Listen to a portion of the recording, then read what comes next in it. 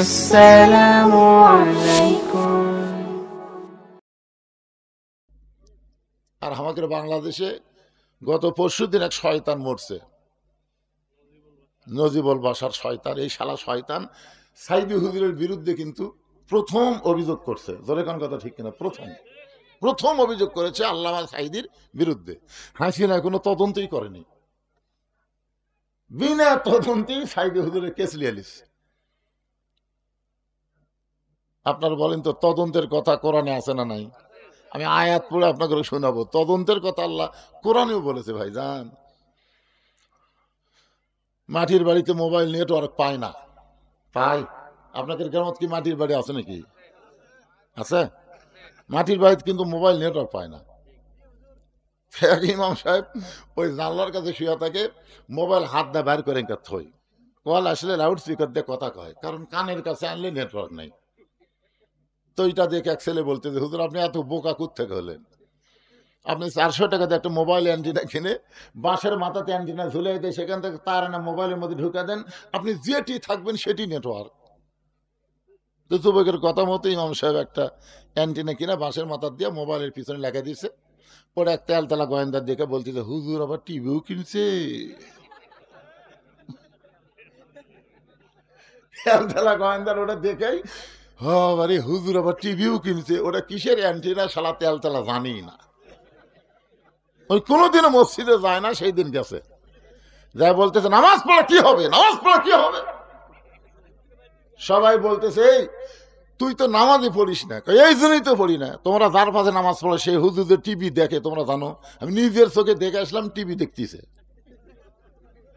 সব মুসল্লি কয় নাউজুবিল্লাহ নাউজুবিল্লাহ। সকলের বাড়িতে ডিশ অ্যান্টেনা আছে, নাউজুবিল্লাহ নাই, কিন্তু হুজুরের বাড়িতে টিভি, নাউজুবিল্লাহ। মানে সবাই চায় হুজুর ভালো হোক, আমরা যা হই তাই।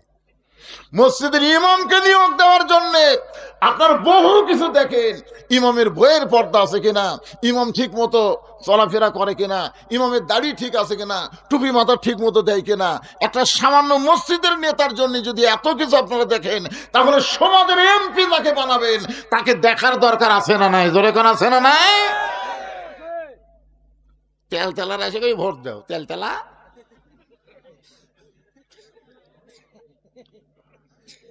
আর আইতাল্লাযী ইউকাযযিবু বিদ্দীন ফাযালিকাল্লাযী ইয়াদুল ইয়াতীম ওয়া লা ইয়াহুদ্দু আলা তুআমিল মিসকিন। সব মুসল্লি সিদ্ধান্ত লিছে, আজকে হুজুরক বাদ দেবো। তেলতেলার কথা শুনে সিদ্ধান্ত লিছে হুজুরক বাদ দেবো। হুজুর মসজিদের মধ্যে ঢুকতেছে, ডান পাও দিয়া, জোরে কোন কি পাও দিয়া, আল্লাহুম্মা আফতাহ লি কয়নি, কেবল বলতেছে আল্লাহুম্মা আফতাহ। সমস্ত মুসল্লি বলতেছে না। হুজুর কয় কি হলো? এই মিয়া, তুমি টিভি কিনা টিভি দেখো আর তোমার পাশে আমরা নামাজ পড়বো? ইমাম কয় বারে আমি টিভি তো কিনিনি, দেখবো কেমনে? তেলতেলা বলতেছে, হুজুর তাহলে বাঁশের মাথাত কি দেখলাম? তখন বলতেছে ওটা তো মোবাইল অ্যান্টিনা। তখন সব মুসলিমকে, কে রে তুই কি দেখলি আর কি করলি? মনে করছিলাম ভাই। মনে করার উপর অভিযোগ করছে, আর তদন্ত না করে ইমাম বাদ। চিন্তা করছেন? আল্লাহ রাসূল বলেন, ওসমান তুমি অভিযোগ করলি, তোমার অভিযোগকে গ্রহণ করতে পারলাম না, তদন্ত করতে হবে। 3 নম্বর জান্নাতি 7 নম্বরের বিরুদ্ধে অভিযোগ করেছে। আল্লাহ নবী বললেন তদন্ত না করে কিছু করব না। আল্লাহ নবী দাঁড়িয়ে গেলেন, তদন্ত করার জন্য নবী দাঁড়িয়ে গেলেন, আর কোনো আলোচনা করলেন না। ফজরের পরে যে আলোচনা করেন, নবী আলোচনা বন্ধ করে দিয়ে তদন্তের জন্য দাঁড়িয়ে গেলেন।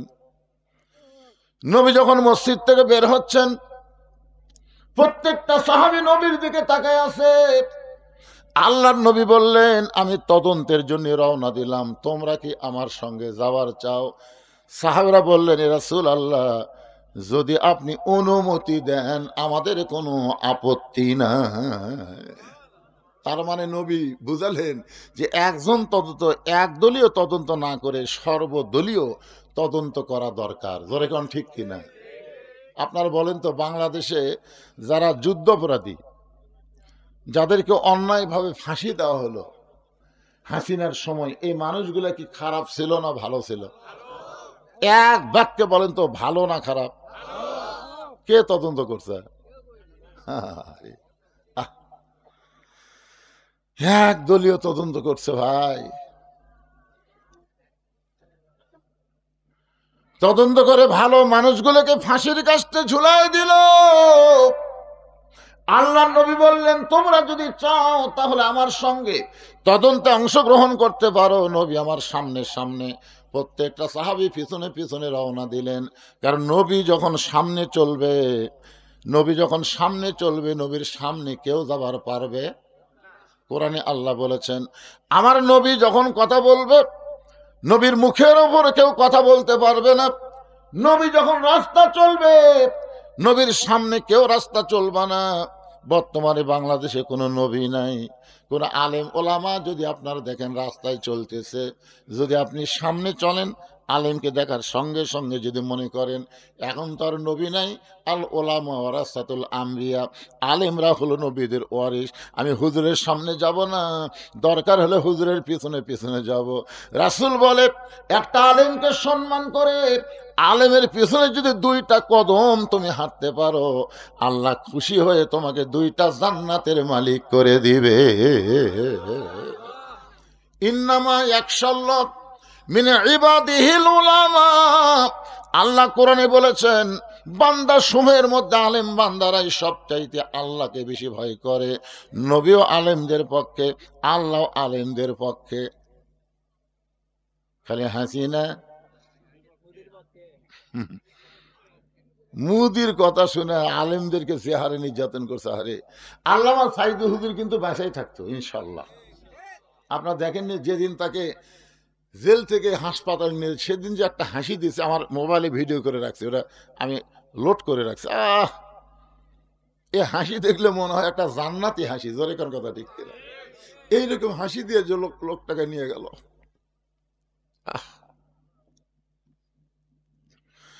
জেলখানার মধ্যে তাকে হত্যা করা হলো, যার কারণে বাংলার প্রত্যেকটা মুসলমান বিশ্বাস করে আল্লামা সাইদি তুমি মরনি, শহীদ হয়েছ, আমরা এটাই মানি। আপনারা বলেন তো, উনি মারা গেছে, ওনাকে হত্যা করা হয়েছে। আর আল্লাহ রাস্তায় যখন কাউকে হত্যা করা হয়, আল্লাহ কোরআনে বলেন, ওয়ালা তাকুলু লিমান ইউকতালু ফি সাবিলিল্লাহি আমওয়াতুন বাল আহইয়াউ ওয়ালাকিন লা তাশউরুন। সবাই জবান খুলে আল্লাহু আকবার। আল্লাহ রাস্তায় যাদেরকে হত্যা করা হয় তাদেরকে তোমরা মৃত্যু বলো না, আমি আল্লাহ বলতেছি তারা জীবিত। এখন সাইদি হুজুরকে আপনারা গুরুত্ব দিচ্ছেন না, 100 বছর পর আবু হানিফা রহমতুল্লাহ আলাইয়ের মতন সাইদি হুজুরকেও মানুষ গুরুত্ব দিবে। দরকার ঠিক কিনা? আবু হানিফা রহমতুল্লাহ আলাইকে কিন্তু 20 খিলা মারছে জেলের মধ্যে। কি খিলা? কথা কয় না। সাইদি হুজুরকে পয়জন করে, একই অবস্থা। মনে করতেছেন সেই সময় আবু হানিফাকে মানুষ মনে রাখেনি। এখন কোটি কোটি মুসলমান হানাফি মাযহাব অনুসরণ করে। জোরে কোন কথা ঠিক কিনা ভাইজান?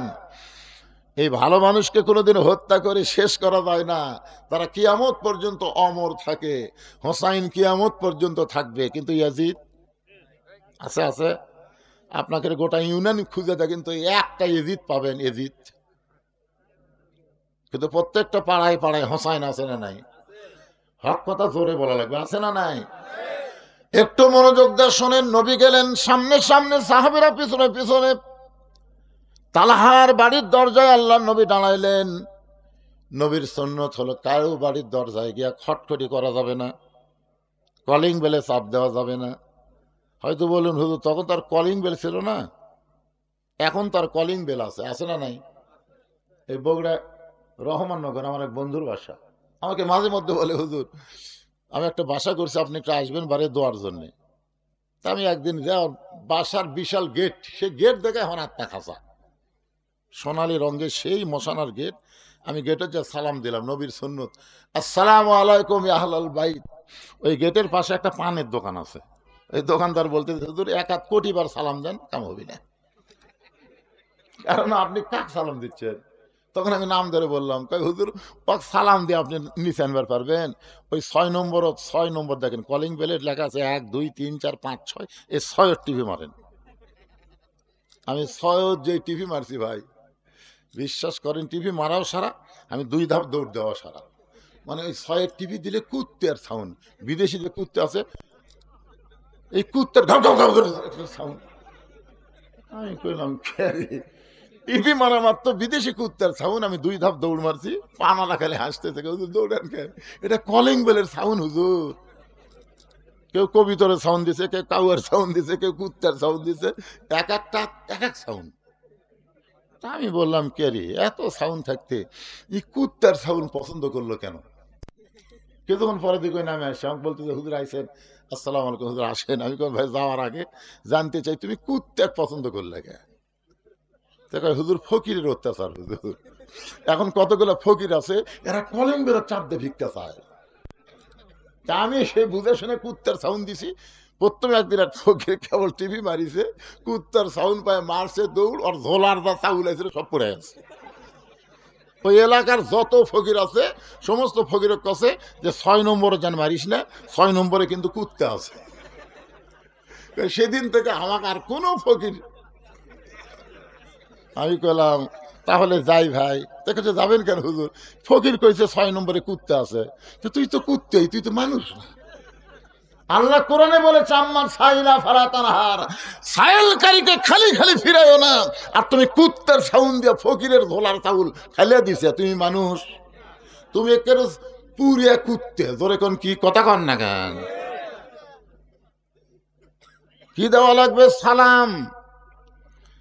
আসসালামু আলাইকুম ইয়া আহলাল বাইত। আল্লাহর নবী তালহার বাড়ির দরজায় এসে সালাম দিলেন। প্রত্যেকটা সাহাবী মনে মনে একটু রাগ রাগ ভাব, কারণ ওসমান গনি অভিযোগ করছে, ওসমান গনি তার তুইয়া মুয়া সাহাবী না। কয়দিন? জোরে কোন কয়দিন? একদিন দেখেছে কিছুই বলে নাই, 2 দিন বলে নাই, 3য় দিন দেখার পরে বলেছে। এরপরে আল্লাহর নবী হেঁটে হেঁটে তালহার বাড়ির দরজায় সালাম দিলেন। কিছুক্ষণ পর আল্লাহর নবী ডাক দিলেন, তালহা। নবী মনে করেছিলেন সালাম দিলেই তালহা দরজা খুলবে, কিন্তু তালহা যখন বাড়ির দরজা খোলে নাই, এবার নবী একটু রাগ করে ডাক দিলেন, তালহা। তালহা বাড়ির ভিতর থেকে বলতেছে, লব্বাইকা রাসূলুল্লাহ। কিছুক্ষণ পরে তালহা যখন দরজা খোলে না, নবী আবার ডাক দিলেন, তালহা। তালহা সঙ্গে সঙ্গে বলে, লব্বাইকা রাসূলুল্লাহ। কিন্তু তালহা দরজা খোলে না। নবী আবার কিছুক্ষণ পরে ডাক দিলেন, তালহা। সঙ্গে সঙ্গে তালহা বলতেছে, লব্বাইকা রাসূলুল্লাহ। 3বার নবী ডাক দিলেন, প্রত্যেকবারে লব্বাইকা রাসূলুল্লাহ বললেন, কিন্তু দরজা খোলে না। ওমর ফারুক সাহাবীদের মধ্যে সবচাইতে গরম সাহাবীকে? কথা কয় না। আচ্ছা, ওমর যদি সবচাইতে গরম হয়, তাহলে সবচাইতে নরম কে? হ্যাঁ, এটা আপনারা জানেন। এর আগে আপনাদের শুনেছি, সবচাইতে নরম হলো আবু বকর, সবচাইতে গরম হলো ওমর, সবচাইতে ধনী হলো ওসমান, সবচাইতে জ্ঞানী হলো আলী। তাহলে 4 জন কয় নম্বর? 4 জনই কিন্তু 1 নম্বর। ওমর ফারুক আল্লাহ নবীর পায়ে হাত দিয়ে বললেন, ইয়া রাসূলুল্লাহ, আপনার জুতার পরশে আল্লাহর আরশ ধন্য হয়ে যায়, আপনার জুতার পরশে আল্লাহর আরশ ধন্য হয়ে যায়। আর আপনি তালহার বাড়ির দরজায় 3বার তালহা তালহা বলে ডাকলেন, এরপরেও তালহা দরজা খোলে না। নিশ্চয়ই তালহা বেয়াদব হয়ে গেছে। আপনার বলেন তো, ওমর ফারুক কথাটা কি মিথ্যা কইছে? হু হা করেন বারে, মিথ্যা? কি কথা কইছে? যে আপনার জুতার পরশে আল্লাহর আরশ কি হয়েছে? যেখান থেকে 70,000 পর্দা, ফেরেশতা জিবরাইলকে আল্লাহ যেখানে ব্রেক করে দিলেন, জিবরাইল আর এক ধাপ সামনে আসলে তোমার অস্তিত্ব পুড়ে হবে ছাই। এখান থেকে নবী একলা আসবে, নবীর সঙ্গে আর কেউ আসতে পারবে না। নূরের পর্দার মধ্যে আল্লাহ নবী যখন ঢুকতেছে, এমন সময় জিবরাইল বলে, ইয়া রাসূলুল্লাহ, যে জায়গার মধ্যে আমি জিবরাইলকে আল্লাহ অ্যালাউ করলো না, আপনি সেই জায়গায় যাচ্ছেন। আপনি জমজমের কূপের পানি দিয়ে ওযু করার সময় আপনার পায়ে যে জুতা জোড়া আছে, এই জুতা কি আপনি পায়ে দিয়েই যাবেন না জুতা খুলবেন? নবী বলছে, জিবরাইল ভাই, আল্লাহর সঙ্গে মেরাজ করতে এসে আমার জুতা খোলার কথা মনেই নাই। তুমি যখন মনে করে দিলে, উপর হয়ে নবী যখন পায়ের জুতা খুলতে যাবেন, এমন সময় আরশ থেকে আওয়াজ আসলো, নবী গো, জিবরাইল আপনাকে চিনে না, যার কারণে জুতা খুলতে কয়। আমি আল্লাহ আপনাকে চিনি, আমার আরশে আজিম দামি হতে পারে, কিন্তু আপনার জুতার চাইতে দামি নয়। লিল্লাহু তাকবীর। আমার আরশে আজিম দামি হতে পারে, কিন্তু আপনার জুতার চাইতে দামি নয়। উমর ফারুক বলে, রাসূলুল্লাহ, আপনার জুতার পরশে আল্লাহর আরশ ধন্য হয়ে যায়। আর সেই নবী তালহার বাড়ির দরজায় তিনবার তালহা তালহা বলে ডাকলেন, প্রত্যেকবারই লব্বাইক লব্বাইক বলল, কিন্তু এখন পর্যন্ত দরজা খুললো না। নিশ্চয় তালহা বেয়াদব হয়ে গেছে। আল্লাহ রাসূল বলেন, ওমর, সাবধান হয়ে যা, তদন্ত করার আগে কোন রিপোর্ট দেওয়া যাবে। এখনো তদন্তই হয়নি, তুমি আগেই রিপোর্ট দিলে বেদব। আমি নবী আইছি তদন্ত করতে, তোমাকে সাথে আনছি রিপোর্ট দেওয়ার জন্য না। চিন্তা করছেন ওমর হলো কয় নম্বর? কথা কয় না কেন? কয় নম্বর? জান্নাতের দিক দিয়ে কয় নম্বর? 1 নম্বর আবু বকর, 2 নম্বর ওমর। সে ওমরকে রাসূল বলতেছে, ওমর, মুখ সাবধান করে কথা বলবা, তদন্ত করার আগে কোনো রিপোর্ট দেওয়া জায়েজ নাই। হযরত ওমর যেমন ছিলেন গরম, তেমন ছিলেন নরম। ওমর ফারুকের জীবনী পড়ে দেখবেন, তার মতন গরম মানুষ কেউ ছিল না, আবার তার মতন নরম মানুষ কেউ ছিল না। এতই নরম, বুঝলেন? গভীর রাত্রে মদিনার অলিগুলি ঘুরতেছে, দেখে একটা তাঁবুর মধ্যে থেকে একটা পুরুষ বাহিরে বাইরে হয়ে খালি দৌড়াদৌড়ি করতেছে। ওমর ফারুক লোকটার সামনে রাতের বেলা গিয়ে সালাম দিয়ে বলে, আসসালামু আলাইকুম ভাই, কেমন আছেন ভাই? লোকটা সালামের উত্তর দেয় না। ওমর ফারুক আবার আসসালামু আলাইকুম ভাই, কেমন আছেন ভাই? লোকটা সালামের উত্তর দেয় না। যে ওমর রাস্তাতে গেলে শয়তান কয়দিন যায় না। ওমর ফারুক তৃতীয়বার যখন সালাম দিচ্ছে, আসসালাম, এই মিয়া, খালি সালাম দেশ, এই সালামের অর্থ তুই বুঝিস? ওমর ফারুক কয়, কে রে ভাই, সালামের অর্থ মানে আল্লাহ তোমার উপর শান্তি বর্ষিত করুক। তুই জানিস তাঁবুর মধ্যে কি হচ্ছে জানিস? আমার বাড়ি হলো অমুক জায়গাত, আমি গভীর রাত্রে আমার গর্ভবতী বউ নিয়ে অমুক জায়গায় যাচ্ছি, এই মাঝ রাস্তাতে আমার বইয়ের যে পেটের ব্যথা উঠছে, ওই তাঁবুর মধ্যে খেলে ও মারে বাবা রেখে কান দিচ্ছে, আর আমি বেড়া ঘুরতেছি, কি অশান্তি আমার, আর এই খালে সালাম মারতেছে। ওমর ফারুক লোকটার হাত ধরে বললেন, ভাইজান, আমার বেয়াদবি নিবেন না, আমার বাড়িতে ভালো একটা ধাত্রী আছে, আমি একটু নিয়ে এসে আপনার বইয়ের উপকার করতে চাই। ওমর ফারুক কত নরম মানুষ, দেখেন কি খারাপ ব্যবহার করছে, তারপরও নিজের বাড়িতে গিয়ে বললেন, আব্দুল্লাহর মা। ওমর ফারুকের ছেলের নাম হলো আব্দুল্লাহ। জোরে গান, ছেলের নাম কি? আব্দুল্লাহর মা। দরজা খোলো। সঙ্গে সঙ্গে দরজা খুলে গেল। ওমর ফারুক বলেন, আব্দুল্লাহর মা, তুমি কি জান্নাতে যাবার চাও? বলে, 1000 বার চাই। তাহলে চলো যাই। সরাল্লা কর না কেন? নিজের বউকে বলতেছে, আব্দুল্লাহর মা, তুমি কি জান্নাতে যাবার চাও? বলে, 1000 বার চাই। তাহলে চলো যাই। এই জিনিস লিয়া চলো, এই জিনিস মানে একটা সন্তান ধরবার গেলে যে যে জিনিস লাগে, সেইগুলো জিনিস লিয়া রওনা দাও। হযরত ওমর ধাত্রীকে নিয়ে এসে, নিজের বউকে নিয়ে এসে তাঁবুর উল্টা পিঠটা ভিতরে ঢুকায় দিল। আর লোকটাকে বলতেছে, ভাই ধৈর্য ধারণ করো, ধৈর্য ধারণ করো। লোকটা বলতেছে, তুমি তো সেই ব্যক্তি যে পর পর 3 বার আমারে সালাম দিছা, আমি সালামের উত্তর না দিয়া তোমার সঙ্গে খারাপ ব্যবহার করলাম, তারপরেও তুমি আমাকে কত সুন্দর বলতেছো ধৈর্য ধরো। এমন সময় তাঁবুর ভিতর থেকে আওয়াজ আসতেছে, ইয়া আমিরুল মুমিনিন, আপনার বন্ধুকে বলেন তার বিবিও সুস্থ আছে, সন্তানও সুস্থ আছে। যেই বলছে আমিরুল মুমিনিন আপনার বন্ধুক বলেন, ওই লোকের তখন অবস্থা কি? হায় হায় হায় হায়, আপনি হযরত উমর, আয় আয়, আপনি রাস্তাতে গেলে শয়তান 40 দিন যায় না, আর সেই লোকটার সঙ্গে এত খারাপ ব্যবহার করলাম, আমারে আপনি শাস্তি দেন। ওমর ফারুক চোখের পানি নিয়ে লোকটাকে বুকের মধ্যে নিয়ে বললেন, ভাইজান তুমি শুধু বলো, আমার দায়িত্ব আমি পালন করেছি। আমি যতদিন সাহাবী ছিলাম ততদিন আমি গরম ছিলাম, যেদিন থেকে মদিনার খলিফা হয়েছি সেদিন থেকে আমি আর গরম না, আমি নরমের চাইতো বেশি নরম হয়ে গেছি। তাহলে হযরত ওমরের মধ্যে যেমন গরম ছিল তেমনই নরম ছিলেন। আল্লাহ রাসূল যেই মাত্র বলেন, ওমর সাবধান হয়ে কথা বলো, তদন্ত করার আগে কোনো রিপোর্ট দেওয়া যাবে না। ওমর ফারুক চিন্তায় পড়ে গেলেন, নবীর কাছে যদি কোনো বেয়াদবি হয়। এই ভয়ে হযরত ওমর তালহার বাড়ির চারিধার ঘোরা শুরু করলেন। এই বাড়ির মধ্যে এমন কি আছে? তিনবার নবী ডাক দিছে, এরপরও তালহার দরজা খোলে না। এই বাড়িটার মধ্যে আছে কি রে? বাড়িটার মধ্যে কি মজা আছে? আমি একটু পানি খাই, অসুবিধা আছে ভাইজান? ডায়াবেটিস তো একটু সমস্যা হচ্ছে। আর এমন গরম পানি দিছে,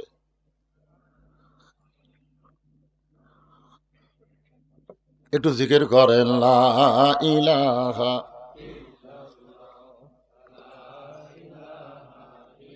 লা ইলাহা লা ইলাহা ইল্লাল্লাহু মুহাম্মাদুর রাসূলুল্লাহ। নবী 3 বার ডাকছে। কয়বার? প্রত্যেকবারই কি করছে? প্রত্যেকবারই জবাব দিছে। কিন্তু দরজা কেন খুললো না? এই বাড়িটা কেমন বাড়ি নিজের চোখে দেখার জন্য হযরত ওমর ঘুরে ঘুরে দেখতেছে। হঠাৎ প্রাচীরের ফাটল দিয়া তাকায় দেখে বাড়ির মধ্যে একটা খুঁটির সঙ্গে একটা ছোট বাচ্চাকে রশি দিয়া বেঁধে রাখছে, যেমন গরু ছাগল বেঁধে রাখে, ঠিক এইভাবে বেঁধে রাখছে। ওই বাচ্চাটা খালি বাবা বাবা বাবা বাবা বলে কাঁদতেছে। ওমর ফারুক চমকে গেল, এই কি মানুষ নাকি রে? কচি মাসুম বাচ্চাকে রশি দিয়ে বেঁধে রাখছে, আর বাচ্চাটা বাবা বাবা বলে কাঁদতেছে। এরপরও তালহা তার সন্তানের রশি খুলে দেয় নাই। এই দৃশ্য দেখার পরে হযরত ওমর আল্লাহর নবীর কাছে এসে দাঁড়িয়ে গেছে। এমন সময় তালহা দরজা খুলেছে। সুবহানাল্লাহ বলে।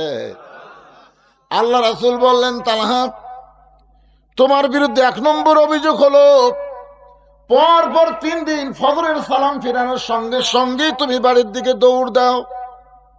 2 নম্বর অভিযোগ হলো, আমি নবী 3বার তোমাকে ডাক দিলাম, প্রত্যেকবারই লব্বাইক বললা, কিন্তু দরজা খুলতে এত দেরি কেন করলা? এমন সময় ওমর ফারুক বলে, ইয়া রাসূলুল্লাহ, এই তালহার বিরুদ্ধে আমার একটা অভিযোগ আছে। রাসূল বলে, তোমার আবার কি অভিযোগ? বলে, বাড়ির চারিধার ঘুরতে গিয়ে ফাটল দিয়ে দেখতে পাই তালহা তার কচি মাসুম বাচ্চাকে রশি দিয়ে খুঁটির মধ্যে বেঁধে রাখছে। সঙ্গে সঙ্গে রাসূল বললেন, তালহা তাহলে সর্বসাকল্যে তোমার বিরুদ্ধে অভিযোগ হলো 3টা। জোরে বলেন, কয়টা? 1 নম্বর অভিযোগ হলো সালাম ফিরানোর সঙ্গে সঙ্গে বাড়ির দিকে দৌড় দাও। 2 নম্বর অভিযোগ হলো আমি নবী 3বার তোমাকে ডাক দিলাম, প্রত্যেকবারই লব্বাইক বললা, কিন্তু দরজা খুলতে কেন দেরি করলে? 3 নম্বর অভিযোগ হযরত ওমর করেছে, তোমার কচি মাসুম বাচ্চাকে তুমি রশি দিয়া খুঁটির মধ্যে বেঁধে রাখছো। মাইকালা ভাই নাই, প্রতিদ্বন্দ্বী একটু বেশি হচ্ছে, দেখো তো কম যায় নাকি। আল্লাহ রাসূল বলেছেন, বড়দেরকে সম্মান করো। রাসূলের হাদিস, বড়দের কি? আর সমবয়স্কদের মহব্বত করো, আর ছোটদেরকে স্নেহ করো। আমার কথা কি বুঝতে পারলেন? বড়দের কি করা লাগবে, আর ছোটদের স্নেহ করা লাগবে, দয়া করা লাগবে। আপনারা বলেন তো, আল্লাহর নবী ছোট বাচ্চাদের যে দয়া করছে, আমরা করবার পারবো? ঈদের দিনে নবী ইমামতি করবি, মাঠত যাচ্ছে সুন্দর কাপড় পরে, এমন সময় দেখে ইহুদির একটা বাচ্চা ধুলাত খালি গড়াগড়ি দিচ্ছে আর কান দিচ্ছে।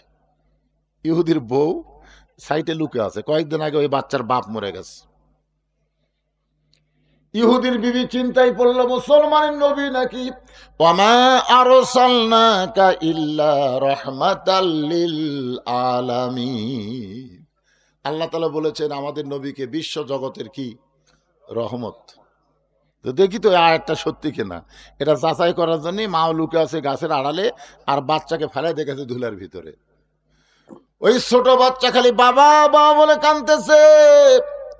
সঙ্গে সঙ্গে নবী ঈদের দিনে কাপড়ের দিকে খেয়াল না করে ওই বাচ্চাকে খেয়াল করে ধুলা মাখা বাচ্চাকে বুকের মধ্যে নিয়ে কপালে একটা চুমা খায়, বলে বাবা তুমি শুধু এতিম না, আমি নবীও এতিম।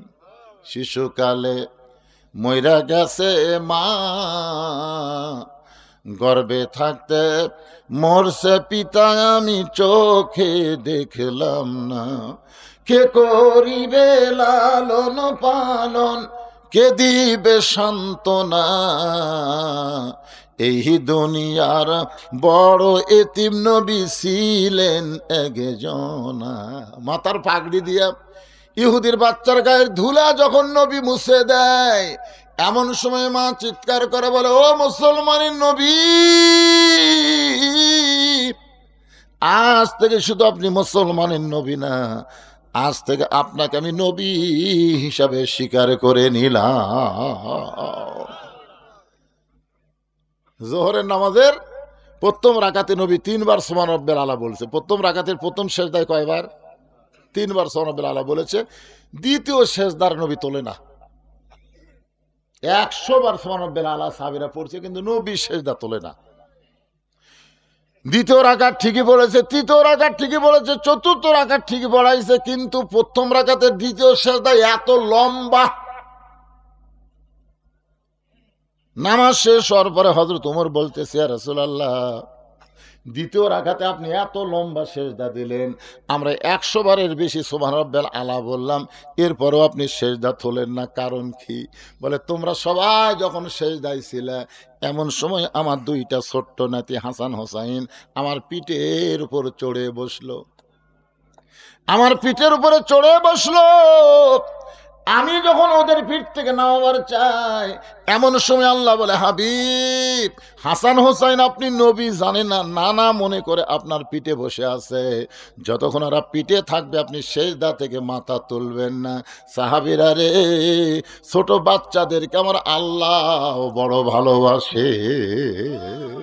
এই জন্যই বলা হচ্ছে কুল্লু মাউলুদুন ইউলিদু আলাল ফিতরা। হিন্দুকেও যদি ছোট বাচ্চা হয়, তাকেও তোমরা ঘৃণা করবে না, কারণ ও ছোট মানুষ, যে কোনো সময় ইসলাম গ্রহণ করতে পারে। জোরে কোন কথা ঠিক কিনা এখন? আর ছোট মানুষের কান্দে ফেরেশতা কখন দেয়? তোমার 2 কান্দে 2 মুহুরি লেখিতেছেন ডায়েরি, 2 কান্দে 2 মুহুরি লেখিতেছেন ডায়েরি, দলিল দেখে রায় দিবে, টাকা পয়সার নাই কারবার। আপনারা বলেন তো, কেরামান কাতিবিন এই ফেরেশতাকে আল্লাহ হওয়ার সাথে সাথে দেয় না। 10 বছর যখন আপনার ছেলের বয়স হবে, ঠিক তখন ওই ফেরেশতা 2টা আল্লাহ কান্দত বসে দিবি। কারণ 6 বছর থেকে নামাজের তালিম দাও, 10 বছর থেকে জোর করে নামাজ ধরাও। জোরে কোন কথা ঠিক কিনা ভাই? এরপরই তো লেখালেখি শুরু হয়ে যাবে। একটু মনোযোগ দেন, ছোট বাচ্চাদের নবী কত ভালোবাসেন। আল্লাহ নবী বলেন, তালহা উমর যে অভিযোগ করেছে তোমার কচি মাসুম বাচ্চাকে খুঁটির সঙ্গে রশি দেয়া বেঁধে রাখছো, আমি নবী ছোটদেরকে কেমন ভালোবাসি। রাস্তা দিয়ে যাচ্ছে, মাটিতে গড়ায় গড়ায় হাসান হোসাইন কাঁদতেছে, আর হাসান দাঁড়ায় দাঁড়ায় কাঁদতেছে। 2 ভাই কাঁদতেছে, এক ভাই মাটিতে গড়াগড়ি দিয়ে কান্দে, আর এক ভাই দাঁড়ায় দাঁড়ায় কান্দে। রাসূল বললেন, কেরে হোসাইন তুইও কান্দিস, হাসানও কান্দিস, ব্যাপার কি? বলেন, না না, কিছুক্ষণ আগে এক ব্যক্তি ঘোড়ার পিঠে চড়ে গেছে, তখন থেকে আপনার হোসাইন ঘোড়ার চড়ার বায়না শুরু করছে। এখন বলেন, না না, আমি হোসাইন ঘোড়া কোথায় পাই? আমি বড় ভাই হয়েছি বেকায়দায়। রাসূল বললেন, তুই কি বলতে পারিস না বাড়ির মধ্যে ঘোড়া আছে? হোসেন বলে, না না, আমি মিথ্যা কথা কেমনে বলবো, আমাদের বাড়িতে তো কোনো ঘোড়া নাই। রাসূল বললেন, তাহলে যাই। নবী আমার হোসাইনকে বুকের মধ্যে নিয়ে হোসেনের হাতটা ধরে বাড়ির মধ্যে ঢুকে দরজা বন্ধ করে দিলেন। হোসেন বলে, না না, দরজা কেন বন্ধ করলেন? রাসূল বলেন, পাগলা ঘোড়া দরজা খোলা পাইলে যদি বের হয়ে যায়, আসলে বাড়ির মধ্যে কোনো ঘোড়াই নাই। নবী দরজা বন্ধ করার কারণ হলো এখন নাতিদের সঙ্গে নবী ঘোড়া ঘোড়া খেলবে। এইটা দরজা দিয়ে যদি বাহিরের কোনো সাহাবী দেখতে পায় তাহলে তারা বড় কষ্ট পাবে, কারণ সাহাবীদের কাছে নবী আর হাসান হোসেনের কাছে হলো নানা। ধরে কোন ঠিক কিনা? নবী আমার ওপর হয়ে বলতেছে, আয়রে হোসেন আয় আমার পিঠে চড়, আমি হইছি লাল ঘোড়া। এবার ছোট্ট হোসাইন নানার পিঠে লাফ দিয়ে চড়ে যখন ঘোড়া ঘোড়া খেলতেছে, নবী ঘাড় কাঁধে তাকায় দেখে হোসাইন দাঁড়ায় দাঁড়ায় কাঁদতেছে। রাসূল বলে, হোসেন রে, এ ঘোড়া যদি তোর পছন্দ হয় তাহলে ঘোড়ার পিঠে চড়। এমন কথা বলেছে, এই ঘোড়া যদি তোর পছন্দ হয় তাহলে ঘোড়ার পিঠে চড়। এবার হোসাইনও নানার পিঠের উপর চড়েছে। কিছুক্ষণ পরে হাসান বলতে, হোসেন ভাই, এত সুন্দর ঘোড়ার পিঠে আমরা দুই ভাই চড়েছি, তাকায় দেখো ঘোড়ার মুখে কিন্তু লাগাম নাই। ঘোড়ার মুখে কিন্তু লাগাম নাই। সঙ্গে সঙ্গে নবী আমার এক টানে মাথার পাগড়ি খুলে ওই পাগড়ি মুখের মধ্যে ঢুকায় দিয়া দুইটা মাথা হোসাইনের হাতে দিছে। হোসাইন লাগাম মনে করে এত জোরে হ্যাঁচকা টান মারছে, নবীর গালসির মধ্যে লাগামটা ওই পাগড়িটা ঢুকে গেছে। একটু দূরে ছিল মা ফাতেমা, একটু দূরে ছিল মা ফাতেমা। এই দৃশ্য দেখার পর আর সহ্য করতে পারে না, এক দৌড়ে এসে হাসানকে ধাক্কা দিয়ে হোসেনকে মারছে সর। দুইটা বাচ্চা যখন কাঁদতে কাঁদতে দুই দিকে চলে যায়, এমন সময় নবী আমার এতিমের মতন দাঁড়ায় কাঁদতেছে। নবীকে ফাতেমা বলে, বাবা, আমার দুইটা সন্তান বড় বেয়াদবি করেছে বাবা। বাবা গো, আমি বুঝতে পারি নাই, আপনি এদেরকে মাফ করে দেন। রাসূল বলে, ফাতেমা, দুইটা সন্তান কোনো বেয়াদবি করেনি মা, বরং তুই আমার কলিজায় আঘাত করলি, তুই আমার কলিজায় আঘাত করলি। ফাতেমা বলে, বাবা, আমি আপনার কলিজায় কেমনে আঘাত করলাম? রাসূল বলে, ফাতেমা, তুই কি আমার ভিতরের কলিজা কোনোদিন দেখছিস মা? ফাতেমা বলে, বাবা, ভিতরের কলিজা কেমনে দেখবো? রাসূল বলে, ফাতেমা রে, আমার কলিজা হলো হাসান হোসাইন। আমার হাসান হোসেনকে যে কষ্ট দেয়, ওই কষ্টটা লাগে আমার কলিজায়। রাসূল বলে, তানহা, আমি ছোট বাচ্চাদেরকে, সে মুসলমান হোক, নাতি হোক, আর ইহুদির বাচ্চা হোক, সব বাচ্চাকে আমি নবী স্নেহ করি, দয়া করি, ভালোবাসি। আর তোমার কচি মাসুম বাচ্চাকে তুমি কেন খুঁটির সঙ্গে রশি দিয়ে বেঁধে রাখছো? তালহা বলতেছে, রাসূলুল্লাহ, তিনটা অভিযোগ করেছেন, তিনটা অভিযোগকে উইথড্র করতে গেলে আপনি শুধু বললে হবে না, আমাকে বলার সুযোগ দেওয়া লাগবে। যেরকম ঠিক কিনা? হুজুর, আপনি খালি নবী বলে যাবেন, তাহলে আমাকে সুযোগ দেবেন না? রাসূল বলে, ঠিক আছে বলো। বলে, হুজুর, ওসমান গনি যে অভিযোগ করেছে যে পরপর 3 দিন, আসলে পরপর 3 দিন না, পরপর কয়েক সপ্তাহ। ওসমান গনি কয়দিন দেখছে? আসলে 3 দিন না, কয়েক সপ্তাহ হলে আমি আমল করতেছি, আপনি সালাম ফিরালেই বাড়ির দিকে দৌড় দিই। সব সাহাবী চুম করছে, ওরে বাবা রে, আমারও মনে করছিল 3 দিন, ই তো আরো মারাত্মক। রাসূল বললেন, ঠিক আছে, তুমি কয়েক সপ্তাহ সালাম ফিরালেই বাড়ির দিকে দৌড় দাও কেন? বলে, হুজুর, এই যে আমার গায়ে যে কাপড় দেখতেছেন, এই যে আমি যে কাপড় পরে দরজা খুলেছি, এই একটা কাপড় ছাড়া আমার বাড়িতে দ্বিতীয় কোনো কাপড় নাই যে কাপড় পরে আল্লাহ রাসূলের সামনে দাঁড়ান যায়। আপনারা বলেন তো, আল্লাহ রাসূলের সামনে দাঁড়ানোর কাপড়ের দরকার আছে না নাই? কোন কাপড়? আপনার যে মসজিদে যান, কোন কাপড়? হ্যাঁ, না, পাঞ্জাবি পায়জামা না, লেবাসুত তাকওয়া। যেই পোশাক পরলে আল্লাহর ভয় কলিজার মধ্যে থাকে, সেই পোশাক পরা লাগবে। এমন একটা টাইট ফুল প্যান্ট পরছে, তারপর একটা এই টিকনা ঢাকা একটা শার্ট গাউত দিছে। আপনি বলেন তো, টাইট ফুল প্যান্ট, টিকনা ঢাকা শার্ট গাউত দিয়ে রুকুর থেকে যখন শেষ দাঁত গেছে, ওর যে ভিতরের যন্ত্রগুলো আছে বাইরে থেকে বোঝা যায় না, পিছন দিকে টেপা হয়ে ফুলে ওঠে, কথা কন না কেন বাইরে? ওর 2 নম্বর কাতারে যাই আছে, ওই যন্ত্র দিকে মুখ পড়ার সাথে সাথে তো কেবলা পরিবর্তন হয়ে গেছে। এই জন্য শার্ট গাউত না দিয়ে যদি পাঞ্জাবি পরতেন, পাঞ্জাবি পরলে ওইটা যদি টেবার লাল ফুলে ওঠে, পাঞ্জাবি যদি পাশার উপর দিয়ে পড়ে আর দেখা যাবে। এই জন্যে লেবাসুত তাকওয়া, এমন একটা পোশাক পরা লাগবে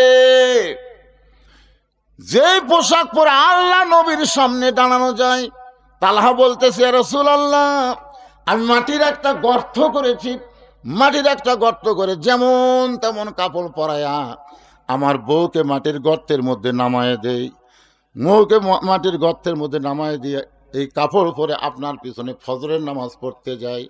ওগো আল্লাহর নবী, ফজরের নামাজ পড়ার পরে যদি আপনার আলোচনা আমি শুনতে চাই, তাহলে আমার বউয়ের ফজরের নামাজ নষ্ট হয়ে যাবে। এই জন্য এক দৌড়ে এসে আমি যেমন তেমন কাপড় পরে এই গর্তের মধ্যে নামি, আর এই যে কাপড় পরে দরজা খুললাম, এই কাপড়টা আমার বউকে আমি দিয়ে দিই। আমার বউটা এই কাপড় পরে যখন আল্লাহর নামাজ পড়ে আল্লাহর কাছে কাঁদতেছে, এমন সময় আপনি এসে আমাকে তালাহা তালাহা তালাহা বলে ডাকতেছেন। ওগো আল্লাহর নবী, প্রত্যেকটা ডাক কিন্তু আমি লব্বাইক বলেছি, কিন্তু আমি দরজা খুলতে পারি নাই, কারণ এমন একটা কাপড় আমার পরনে ছিল যে কাপড় পরে দরজা খুলতে শরম লাগে। ওগো আল্লাহর নবী, আমার বউকে আমি টান দিয়ে হেঁচকা দিয়ে গর্তের মধ্যে নামাবার পারি না, কারণ বউটা তখন আল্লাহর কাছে, জোরে কনকার কাছে। আমার দরজায় নবী ডাকতেছে, বউটা আল্লাহর কাছে ধর্ণা দেয়া হাত তুলে মোনাজাত করে কাঁদতেছে। যখন আমার বউটার নামাজ শেষ হয়ে গেল, মোনাজাত শেষ হয়ে গেল, আমি বউটাকে গর্তের মধ্যে নামায় দিয়া যেমন তেমন কাপড় পেঁচাইয়া ওই বইয়ের শরীর থেকে কাপড় করে সেই কাপড় পরে আপনার জন্য দরজা খুললাম। এই কারণেই দরজা খুলতে আমার দেরি হয়ে গেছে। রাসূল বলল, তালহারে, এক উত্তরে দুইটা অভিযোগ খণ্ডন হয়ে গেল। সুবহানাল্লাহ বলেন না কেন? ওসমান গনি যে অভিযোগ করেছিল এবং নবী যে বললেন দেরি কেন করলেন, দুইটা অভিযোগ খণ্ডন হয়ে গেল। ও তালহা, তোমার কচি মাসুম বাচ্চাকে তুমি রশি দিয়ে খুঁটির মধ্যে বেঁধে রাখছো, কারণ কি? তালহা বলতেছে, ইয়া রাসূলুল্লাহ, আমি আমার সন্তানকে অত্যন্ত ভালোবাসি। সুবহানাল্লাহ কোন? আমি আমার সন্তানকে অত্যন্ত ভালোবাসি। আল্লাহ কোরআনে বলেছে, ইন্নামা আমওয়ালুকুম ওয়া আওলাদুকুম ফিতনা, নিশ্চয় তোমাদের সম্পদ আর সন্তান হলো বিপদের কারণ। জোরে বলেন, এ কথা কে কইছে? আল্লাহ। জোরে বলেন, কে? কি বলতেছে? ইন্নামা আমওয়ালুকুম ওয়া আওলাদুকুম ফিতনা, নিশ্চয় তোমাদের সম্পদ আর সন্তান হলো বিপদের কারণ। আজকে আল্লাহ যে সম্পদ আমাদেরকে দিছে, আপনার সত্যি করে বলেন তো সম্পদের মালিককে? আরে ভাই, একটু অন্তর থেকে বলেন তো। আমরা মুখে মুখে অনেক কথা কই, কিন্তু অন্তরে সেটা মানে নিবে চাই না। সত্যি করে অন্তর থেকে বলেন তো সম্পদের মালিককে? আরো জোরে, জোরসে বলুন। জোর হলো না, আরো জোরে। সত্যি যদি সম্পদের মালিক আল্লাহ হয়, আমরা বিশ্বাস করে দুই হাত তুলে আল্লাহকে দেখাবো। দেখি দেখি কারা বিশ্বাস করে হাত তুলছেন। লিল্লাহি তাকবীর। হাত নামান, হাত নামান। মাশাআল্লাহ। তাহলে আপনাদের পকেটে যে টাকা আছে, এই টাকার মালিককে? এখন আল্লাহ যদি মালিক হয়, আল্লাহ নবীর এতিম মাদ্রাসায় একটা করে কোরআন শরীফ আপনাকে দেওয়া লাগবে। কয়জন ছাত্র আছে এখানে? কয়টা? সব মিলে কয়টা? 30-35 জন ছাত্র এ মাদ্রাসায় সব মিলে আছে। ধরেন 35টা কোরআন শরীফ দেওয়া লাগবে। একটা কোরআন শরীফ মাত্র 500 টাকা দাম। আপনি 500 টাকা দিবেন, এই নবীর মাদ্রাসায় একটা কোরআন শরীফ দেওয়ার সওয়াব আল্লাহ আপনার আমল নামায় দিবে। টাকার মালিক কিন্তু আপনি না। আপনি আবার এখন যদি বলেন দিব না রে, তা আল্লাহ কই করে আমার টাকারে মাস্তানি মারতিছু, তো হাসিনার মতন ভারতত পলান লাগবি রে। তোর এখন কথা ঠিক কি? হাসিনা যখন বলছিল দেশ আমার বাপের, এই দেশ আমার, আল্লাহ কয় এখন কুটি। এখন আপনার টাকা যদি না দেন, হয়তো মেডিকেল কলেজে থাকা লাগবে। জোরে কোন ঠিক কিনা? বাড়ির থাকবো, আমার টাকা মাদ্রাসাত না দিয়ে বাড়ির থাকবো, তোর হাত পা ভাঙ্গা হাসপাতালত থামো। এই জন্য ভাইজান, বেশি না 35 জন আল্লাহর বান্দা 500 টাকা করে টাকা একটা কোরআন শরীফ দান হয়ে যায়। 500 টাকা কোন আল্লাহর পাগল সর্বপ্রথম পারবে? হুজুর লগত লাগবে ভাইজান, লগত। কোরআন শরীফ তো বাকি বিক্রি হয় না, লগত। 500 টাকা দিবেন, একটা কোরআন শরীফ দান করার সওয়াব আল্লাহ আপনাদের আমল নামায় দিবে। মাত্র 35টা কোরআন শরীফ চাইছি, নগদ নগদ। সর্বপ্রথম কোন আল্লাহর বান্দা পারেন? মাশাআল্লাহ, আসেন ভাই, আসেন, লিয়ে আসেন ভাই। আরে আল্লাহ, আল্লাহ পৃথিবীর সর্বশ্রেষ্ঠ দান নবীর এতিম মাদ্রাসায় একটা কোরআন। আমার ভাইজান সর্বপ্রথম সর্বপ্রথম কোরআন শরীফ বাবদ একটা 500 টাকা দান করেছে, আল্লাহ তার দানকে কবুল করেন। আল্লাহুম্মা আমিন। কি নাম বাবু? হ্যাঁ?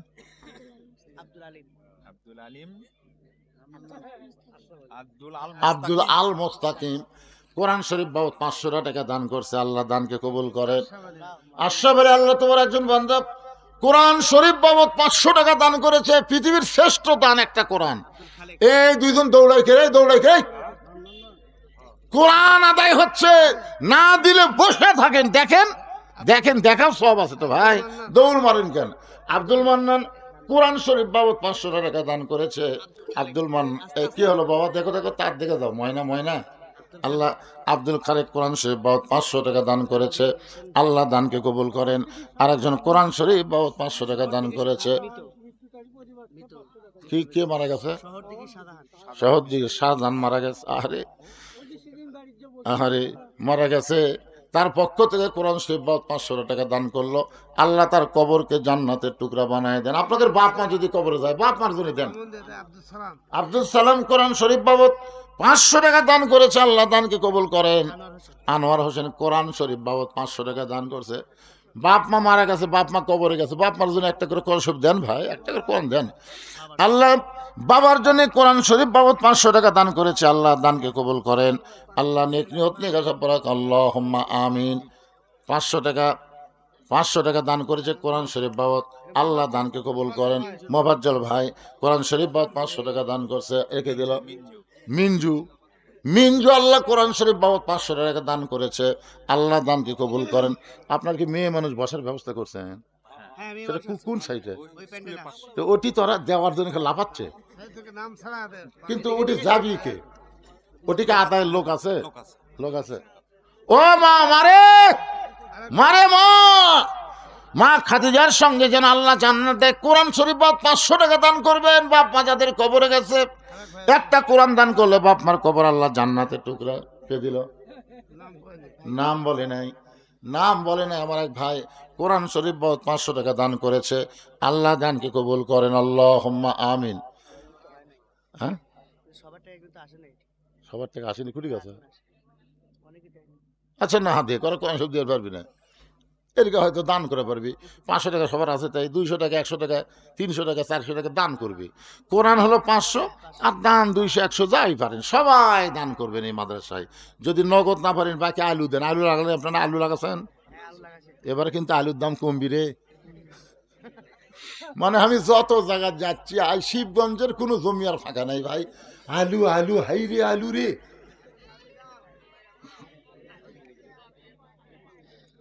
ঘুগনি পোকা যেন না ধরে, তেল আলু যেন আল্লাহ দেয়, আলুর মধ্যে যেন বরকত দেয়, আলুর যেন দাম পাই। মনে করে 1 মণ 2 মণ আলু লেখা দেন কাগজ কলম আছে। 100 টাকা এরকম 100 টাকা যারা দিবেন এরা দান। এ সাইডে দান থাকবে। আল্লাহ তোমার একজন বান্দা কোরআনের মাহফিলে 100 টাকা দান করছে, আল্লাহ দানকে কবুল করেন। আল্লাহুম্মা আমিন। আপনার দেখেন তো এটি যে কোরআন শরীফ যে করে চাইছিলাম সে করে পাওয়া গেছে নাকি দেখেন।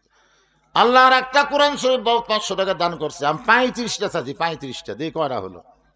আল্লাহ 35 জন আল্লাহর বান্দাকে একটা করে কোরআন শরীফ দান করার মতন ইমানি শক্তি দান করো। যাদের বাপ মা কবরে গেছে, বাবা কান্দে মা কান্দে কবরে শুয়া, দেখলি না রে দরদের বেটা একবারও আসি। আপনাকে এখন বাড়ি যাবেন, নিচে তোষক উপরে কম্বল ল্যাপ, আর আপনার বাপের কবরের খবর কি বাবা? কেবল 14টা হচ্ছে। 35টার মধ্যে 14টা হচ্ছে। 15 নম্বর কোন আল্লাহর বান্দা পারেন? কত টাকা কত দিকে কত হালে চলে যায়। নবীর এতিম মাদ্রাসায় দান করিলে দুনিয়া এবং আখিরাতে আল্লাহ দিয়ে দেয়। আল্লাহ দুনিয়ার কথা বলেছে, ওমা তুনফিকু মিন শাইইন ফি সাবিলিল্লাহি ইউওয়াফা ইলাইকুম ওয়া আনতুম লা তুজলামুন। আল্লাহ বলে বান্দারে তুই হলো ফকির, আমি হলাম ধনী, এরপরে আমার কোরআনের জন্য যখন দান করে দিলি, মনে করিস না তোর টাকা নিয়ে আমি আল্লাহ গায়েব হব, বরং তোকে দুনিয়াতে আমি 10 গুণ ফিরাইয়া দিব। আল্লাহর কোরআনের কথা সুবহানাল্লাহ বলেন না কেন আপনারা? এটা কি আমার কথা? ইউওয়াফা ইলাইকুম মানে কি? তোমাদেরকে ফিরে দেওয়া হবে। তোমরা দিবা 10, আমি দিব 100। এটা দুনিয়াতে ফেরত, আর দান করার কারণে আল্লাহ জান্নাত দিবা। সকি হাবিবুল্লাহ দানকারী আল্লাহর দোস্ত। বাবা মার জন্য একসঙ্গে 2টা কোরআন বাবদ 1000 টাকা দান করছে, তাহলে হয়ে গেল কয়টা? 16টা হয়ে গেছে। এলে ধরছে, এটা ধরেনি, এটি একটা আছে ভাই, হয় না? এটি একটা আছে, হ্যাঁ হ্যাঁ, 17টা হয়ে গেছে, 17টা হয়ে গেছে। 18 নম্বর কে পারেন একটা কোরআন শরীফ জানতো দেখি? পৃথিবীর সর্বশ্রেষ্ঠ দান নবীর মাদ্রাসা একটা কোরআন, নবীর এতিম মাদ্রাসা একটা কোরআন দেবেন, বাচ্চারা হাতত করলে পড়বে। আপনি কোথায় যাবেন? সেখানে সব পাবেন ভাই। দেন দেন দেন দেন, কবিতরের মতন বাক বাকুম করে পড়বে রে। এই মাদ্রাসার বাচ্চারা দেখেন, এক ওয়াক্ত নামাজ বাদ নেয়, ঠান্ডার মধ্যে উযু করে নামাজ পড়ে, শেষ রাত্রে কোরআন পড়ে। আর সেই মাদ্রাসা গরিব হালতে থাকবে, দেখে মাদ্রাসার জানলা নাই, যে ঘরে বসলাম দেখি জানলা নাই।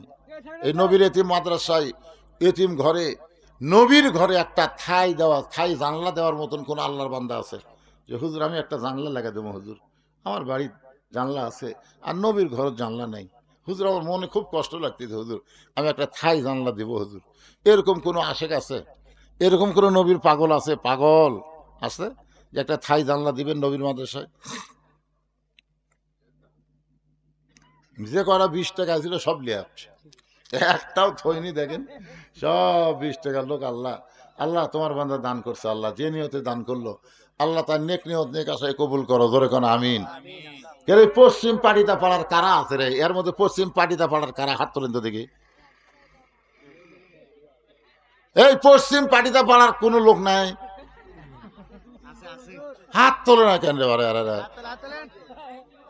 আচ্ছা ঠিক আছে, এই পশ্চিম পাটিতা পাড়ার বাহিরে কারা আছেন? তারা হাত তোলেন তো দেখি।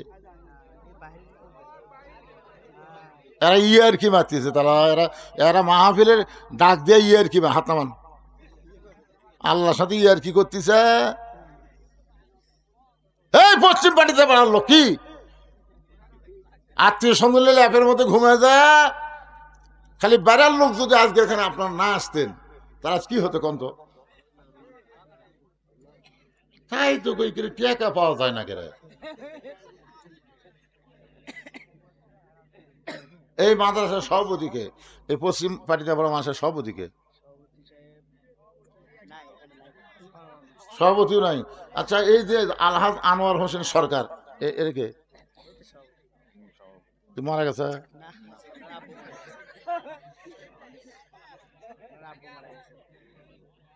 নাম আপনার দিলেন সভাপতি, তাই মাহফিলে তো আসবে না, তার নামের উপর থেকে কি?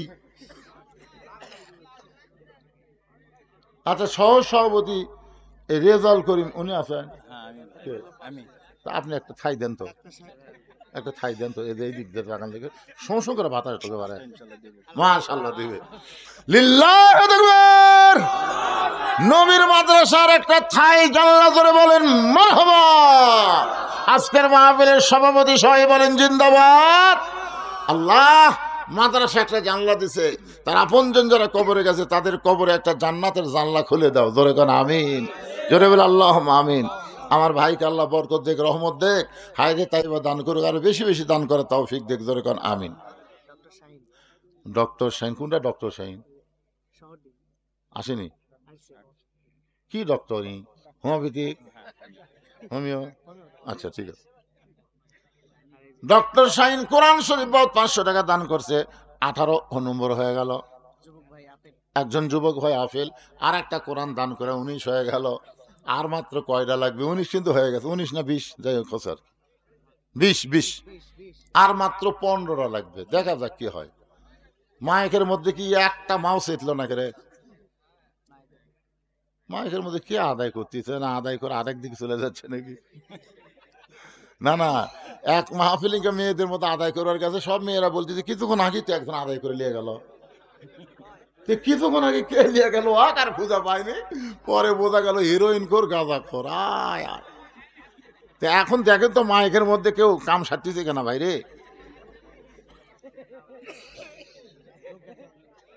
গেছে গেছে। তাহলে আপনারা এই বাবাদের মধ্যে যার পারবেন না, ব্যাগ লিয়ে রুমাল একটু বাবাকের মধ্যে যান, 10 টাকা 20 টাকা 50 টাকা 100 টাকা যে যা পারবে আল্লাহর রাস্তায় নবীর এতিম মাদ্রাসায় দান করবে ইনশাল্লাহ। 10 20 50 100 করে দিলে তো অনেক টাকা হবে। যান যান, ব্যাগগুলো নাই, ব্যাগ নাই, এত ব্যাগ তুই আর কুটি রে। যাও ধরো বাবা ধরো, এই ব্যাগ লাগাও, যে ব্যাগ আছে, এই উরমাল লিখবে না, ব্যাগ আছে, ব্যাগ আছে, ব্যাগ আছে, ব্যাগ আছে, সব পকেট থেকে বার করুন যে যা পারবেন। আর মাত্র 15টা কোরআন শরীফ আল্লাহর পাগল বান্দা যারা আছে সবচাইতে বড় দান নবীর মাদ্রাসা একটা কোরআন, একটা কোরআন শরীফ বাবদ 500 টাকা দিবেন। আল্লাহ কোরআন দানের সব যেন আপনাদের আমল নামায় দেয়। এই মাদ্রাসার ম্যানেজিং কমিটির সভাপতিকে, মাদ্রাসার ম্যানেজিং কমিটির সভাপতি, মাদ্রাসার ম্যানেজিং কমিটি নাই, আর সভাপতি, সেক্রেটারি, ক্যাশিয়ার, এলাকে সব। আপনি কোন পদে আছেন ভাই? 3 নম্বর বক্তা। আমরা একসাথে লেখাপড়া করছি কি বন্ধু? দেন দেন, সবাই দেন, সবাই দেন, সবাই একটু জিকির করে লা ইলাহা ইল্লাল্লাহ, লা ইলাহা ইল্লাল্লাহ, লা ইলাহা ইল্লাল্লাহ, লা ইলাহা।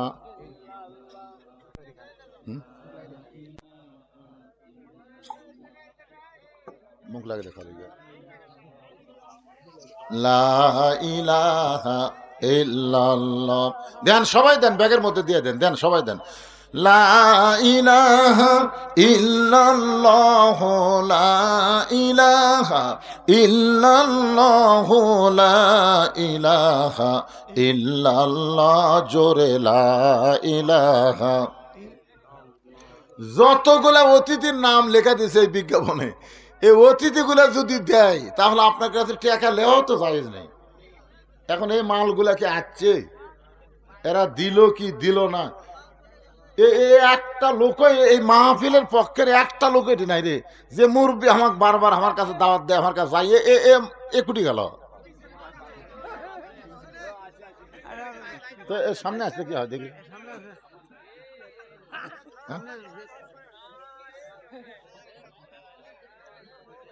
আচ্ছা ভাই, আপনি এই মাদ্রাসার কোনো পদে নেই, তো এমনি এমনি দৌড়েন খালি। তা আপনি একটা জানলা দেন ভাই, একটা জানলা দেন, দেবেন না? হ্যাঁ, সংসার কাক দিছে, সংসার বলে বেটাক দিয়ে দিস। আল্লাহর ধন্য বীরে দিয়া আল্লাহ আছে গায়েব হইয়া, নিজের ধন বেটাকে দিয়া নিজে গেছে ফকির হইয়া।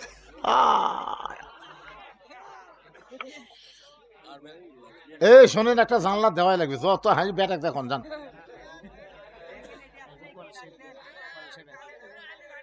মাশাআল্লাহ, আর একটা কোরআন শরীফ বাবদ 500 টাকা পাওয়া গেছে। আল্লাহ দানকে কবুল করেন, আল্লাহুম্মা আমিন। হয়ে গেছে 21টা, আর মাত্র 14টা, আর মাত্র 14 জন আল্লাহর বান্দা 500 করে টাকা দিবেন। যদি কেউ মনে করে হুজুর আমার বাপ মা দুইজনই কবরে গেছে, বাপ মার জন্য 1000 টাকা দিলাম, এরকম নিয়ত করে দান করেন বাজান। দুনিয়ার সবচাইতে বড় দান নবীর মাদ্রাসা একটা কোরআন, একটা কোরআন দান করবেন। 500 টাকা দিলি একটা কোরআন দানের সওয়াব আল্লাহ দিয়া দিবে। আল্লাহর নবী বললেন, তালহা তোমার কসি মাসুম বাচ্চাকে তুমি অত্যন্ত ভালোবাসো। উমর ফারুক বলে, ইয়া রাসূলুল্লাহ, এই ভালোবাসাই তো হলো নিজের সন্তানকে রশি দিয়ে খুঁটির মধ্যে বাঁধা রাখা। রাসূল বলে, ওমর তুমি কথা বলো না, তালহার কাছ থেকে শুনতে চাই তালহা তার বাচ্চাকে কেমনে ভালোবাসে। ভালোবাসার বহিঃপ্রকাশ হলো চুমু খাওয়া, বুকে নেওয়া, কান্দে নেওয়া, তাই না? আমার বাবাকে আমি ভালোবাসি, কানলি মোবাইল চালু করে দেই, আমার বাবা আর কান্দে না। আমার বাবুকে এত ভালোবাসি, মোবাইল ছাড়া আমার বাবু ভাত খায় না। নাই, আমার বাবু হুজুর সেই বাবু, মোবাইল না দিলে ওই খাই না। যখন ভাত খায় না কান সারতে একটা চড় মারলু আর মোবাইল দেখতে। যারা সন্তানকে ভালোবাসে তারা দুনিয়ার জন্য ভালোবাসে না, তারা জান্নাতের জন্য ভালোবাসা লাগবে। জোরে কোন কথা ঠিক কিনা? দুনিয়াতে ভালোবাসা, বাড়ি গাড়ি সয় সম্পত্তি করে দিলেন, আপনি মরে গেলেন, ওই টুটু কোম্পানির ম্যানেজার হলো, ওই ভালোবাসার কাম হলো। আপনি কবরে বসতে বুঝবেন ঠেলা কাক কয়। যারা সন্তানকে প্রকৃত ভালোবাসে শোনেন তাদের কথা। তালহা বলতেছে, রাসূলুল্লাহ এই যে আমার বাড়ির দরজায় একটা খুরমা খেজুর গাছ দেখতেছেন, এই যে আমার বাড়ির দরজায় একটা খেজুর গাছ দেখতেছেন গো নবী, এই গাছটার মালিক হলো একজন ইহুদি। আজ কয়েকদিন হলো খেজুরে পাক ধরেছে, রাতের বাতাসে ওই পাকা খেজুরগুলো টপ টপ করে গাছের গোড়ায় পড়ে। ওগো আল্লাহর নবী, আমি আপনার পিছনে ফজর নামাজ পড়তে যখন যাই, যাওয়ার সময় চিন্তা হয় আমার সন্তান যদি চেতন পায়, আর চেতন পাওয়ার পরে ওই সকালবেলা বের হয়ে ইহুদির গাছের খুরমা খেজুর কুড়া কুড়া যদি খায়, আমি একজন মুসলমান, আমার সন্তান ইহুদির গাছের খেজুর খাবে, এটা কখনোই আমি কল্পনা করতে পারি না। ওগো আল্লাহর নবী, আমার মন বলল ওকে মসজিদে নিয়ে যায়, কিন্তু তার বয়স হলো মাত্র 4 বছর। জোরে কোন কয় বছর? 4 বছরের বাচ্চাকে কান্দে করে যখন মসজিদ দিকে রওনা দিলাম, আমার ইমান বলতে তালহারে রাসূল কিন্তু বলেছেন 6 বছর থেকে নামাজের তালিম দিবে। 4 বছরের বাচ্চাকে মসজিদে যদি নিয়ে যায়, আর আমরা যদি নামাজ পড়িয়ে যদি নামাজ নষ্ট করে দেয়, কারণ ছোট বাচ্চারা মসজিদের মধ্যে যাবে কিন্তু একটা বয়স হলে যাওয়া লাগবে, একেবারে ছোট মোটো খাটো নিয়ে যাওয়া চলবে না। আমি উলহট্ট ঈদগাহ ময়দানে ঈদের নামাজ পড়াই, ঈদের দিনে কতগুলো ছোট বাচ্চাকে নিয়ে আসে, কি সুন্দর ফতুয়া পাঞ্জাবি গায়ে দিয়ে, 3 বছর 4 বছরের বাচ্চা। আমরা যখন রুকুর থেকে শেষ দাঁত গেছি, ওরা 4-5 জন একত্র হয়ে বলছে, এ সবাই উপর হসে রে, উপর হসে রে। আমরা গেছি শেষ দাঁত, ওরা করছে উপর হসে রে। এ কথা শুনে মুসল্লিও হাসে, আমি যে একটা ইমাম মানুষ ভাই, আমিও হাসি আটকার পারিনি। কে রে, আমরা উপর হসি না শেষ দাঁত গেছি। আপনারা বলেন ভাই, এটা অন্য নামাজ হলে দুহরে পড়ান যাবে, কিন্তু ঈদের নামাজ তার দোহরে পড়ানোর কোনো সুযোগ আছে? আমি খুতবার মধ্যে বললাম, আগামী ঈদে 5 বছরের নিচে 6 বছরের নিচে কোনো বাচ্চাকে মাঠে আনা চলবে না, কারণ এরা কিছুই বোঝে না। তালহা বলতেছে, রাসূলুল্লাহ, আমার ভয় হলো আমি আমার ছোট বাচ্চাকে মসজিদে নিয়ে যাব, আর মসজিদে যখন আমরা নামাজ শুরু করে দেব, ওই সময় যদি আমার ছেলে নামাজ নষ্ট করে দেয়, আমি মসজিদে নিয়ে যাই তো ভয় পাই, আমার বাড়িতেও রাখলে ভয় পাই, যদি চেতন পায়া ইহুদির গাছের খুরমা খেজুর খায়। আমি তখন চিন্তা করলাম কি করব। তখন আমার বিবেক আমাকে বলল, তোমার বাচ্চাকে রশি দিয়ে তুমি আটকে রাখো। ওগো আল্লাহর নবী, শুধুমাত্র ইহুদির গাছের খুরমা খেজুর থেকে আমার বাচ্চাকে বাঁচানোর জন্য আমি রশি দিয়া খুঁটির মধ্যে বেঁধে রাখছি। আপনার পিছনে ফজরের নামাজ আদায় করার পরে মসজিদে এসে নামাজ পড়ে এসে আমার বউকে নামাজ পড়ার সুযোগ করে দিয়া আমি গর্তের মধ্যে যেমন তেমন কাপড় পরে নামছি। ওগো আল্লাহর নবী, আপনি যখন বারবার ডাকলেন, আমার বউকে গর্তের মধ্যে নামায় দিয়া আমি বইয়ের পরনের কাপড় পরে আপনার জন্য দরজা খুলেছি। এখন পর্যন্ত আমার ছেলের পা থেকে হাত থেকে রশি আমি খুলতে পারিনি। নবী কান্দে, প্রত্যেকটা সাহাবীরা কান্দে। আল্লাহর নবী বলেন, তালহা রে, তোমার সন্তানকে তুমি রশি দিয়ে বেঁধেছ, রশি দিয়ে আটকাছো বাজান, কিন্তু তুমি কি জানো তোমার বান্দাকে ইহুদির গাছের খুরমা খেজুর থেকে বাঁচানোর জন্য, খাওয়া থেকে বাঁচানোর জন্য রশি দিয়ে বেঁধেছ, তোমার ছেলের উপরে জাহান্নামের আগুন আল্লাহ হারাম করেছে। এখন আমার প্রশ্ন হলো, এত অভাবের ভিতরেও তালহা যদি তার মাসুম বাচ্চাকে ইহুদির গাছের খুরমা খেজুর থেকে বাঁচাবার পারে, আপনারা বলেন তো তালহার চাইতে আমাদের অভাব বেশি না কম? তাহলে আমরা কেন ঠ্যাঙ্গা ভাঙা, আমরা কেন গ্রামীণ ব্যাংক, আমরা কেন আশা কারিতাস, এইগুলোর কাছে আমরা ঋণ নেই, ঋণ নিয়ে আমরা আলু লাগাচ্ছি, ঋণ নিয়ে আমরা বাড়ি করতেছি, ঋণ নিয়ে আপনার বলেন তো এই যে ঋণের মধ্যে সুদ আছে না নাই? কথা বলেন, সুদ আছে না নাই? আপনার বলেন তো এইগুলার মালিক কারা? আশার মালিককে, কারিতাসের মালিককে, গ্রামীণ ব্যাংকের মালিককে, এই ঠ্যাঙ্গা মারার মূল মালিককে? এগুলার মূল মালিক কিন্তু হোসনে আরা ইউনুস না, এগুলার মূল মালিক হলো ইহুদি আর খ্রিস্টান। ধরে কোন কথা ঠিক কি না? আমি ওয়াজ করেছিলাম শহর দিকে, এই ওয়াজ ইউনুস, ডক্টর ইউনুসের ওয়াজ করেছিলাম শহর দিকে। এই ওয়াজ করতে আপনার ওই তার মধ্যে আমি বলছিলাম ঠ্যাঙ্গা মারাও কম না। তারপরে আমার কাছে গেছিল এরা, আমার বাড়ি যাই, হুজুর ওয়াজ করে তো টাকা ভালোই কামাই করেন হুজুর, কি করবার পারছেন, কি করবার পারছেন? আমরা এনজিও, আমরা দাতা সংস্থা, আমরা মানুষকে দান করি হুজুর, মানুষকে বাড়ি ঘর বানিয়ে দিই, এ করি সে করি, আমরা হলাম দাতা সংস্থা। ওরে বাবারে, ওরা বলে দাতা সংস্থা। তখন আমি বললাম ভাই তোমরা আমার কাছে আসছে তখন একটা গল্প শোনো। বলে কি গল্প? বলে এক মানুষ দুই বিয়ে করছে, দুই বউকে আপনারা কি কন? দুই বউ আপনারা কি কন? সতীন না? আপনার বন্ধু সতীনে মারামারি না মহব্বত? মারামারি বেশি, কিন্তু আল্লাহর কি কাম, দুই সতীনের একই সাথে দুটা বাচ্চা হচ্ছে, মানে দুই সতীনের একই সাথে দুই ছেলে হয়েছে। তো কিছুদিন পরে গ্রামের মধ্যে একটা রব উঠছে, সতীন তার সতীনের সন্তানকে মাটির থুয়ে আর শত্রু সন্তান কোলে নিয়ে আদর করে। সবাই কয় না, এ কথা বিশ্বাস করা যায় না। তো এক মেয়ে মানুষ বলতেছে এটা বাইরে থেকে বোঝা যাবে না, ভিতরে ঢোকা লাগবে। তো এক মেয়ে মানুষ তদন্ত করার জন্য ভিতরে ঢুকে দেখে একটা সন্তান মাটির খালে পেঁয়া পেঁয়া করে কান দিচ্ছে, আর একটা কোলতলে বাবু তো করতেছে। তখন বলে কে মাটির কান দে, ওটা কে? ওটা আমার কলিজার টুকরা, ওরা কলিজার টুকরা মাটির কান দিচ্ছে। তো কোলের মধ্যে কে? আমার শত্রুর সন্তান, সতীনের সন্তান। তো সতীনের সন্তান কোলে নিয়ে আদর করতেছিস আর তোর কলিজার টুকরা মাটির থুদিস, কারণ কি? বলে জানিস না, আমার স্বামী গরিব, আমার স্বামী মরে গেলে আমার সন্তানকে কাজ করা লাগবে।